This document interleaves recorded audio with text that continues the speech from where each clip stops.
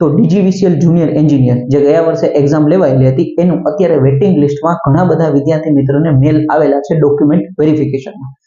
ટૂંક સમય પહેલા એ લોકોએ રિવાઇઝ લિસ્ટ બહાર પાડેલું હતું, બરાબર, જે માર્ક 1-2 માર્કનો વધારો થયો હતો એ લિસ્ટ એ લોકોએ બહાર પાડ્યું હતું. તો હવે એની અંદર ઘણા બધા વિદ્યાર્થી મિત્રોને અત્યારે ડોક્યુમેન્ટ વેરિફિકેશનના મેલ આવેલા છે. એ લિસ્ટની અંદર જ કીધેલું હતું ભાઈ ઘણા બધા વિદ્યાર્થી મિત્રો અત્યારે મેલ ચેક કરે અથવા લિસ્ટ વેબસાઇટ સાથે અપડેટ મારે, બરાબર. તો અત્યારે બધાને મેલ આવવાના સ્ટાર્ટ થયા છે.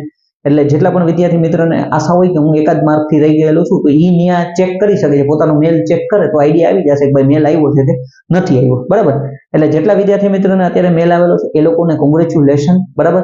અને ખાસ એક વખત મને મેસેજ કરી દે જેથી મને આઈડિયા આવે કે ભાઈ કેટલા વિદ્યાર્થી મિત્રોને મેલ આવેલા છે, તો આપણે એક આંકડો નક્કી કરી શકીએ કે ભાઈ આટલા વિદ્યાર્થી મિત્રોને મેલ આવેલા છે. અને જે લોકોને નથી આવેલા એને ચિંતા કરવાની જરૂર નથી. બીજું લિસ્ટ બહાર પડ્યું છે તો બની શકે ત્રીજું લિસ્ટ પણ બહાર પડશે, બરાબર. માણસોની જરૂર છે જ, એટલે એ તો વસ્તુ છે કે ભાઈ બીજુંમાંથી ત્રીજું બહાર પડી શકે, નહીં પડે તો પછી નવી ભરતી આવી શકે છે, બરાબર.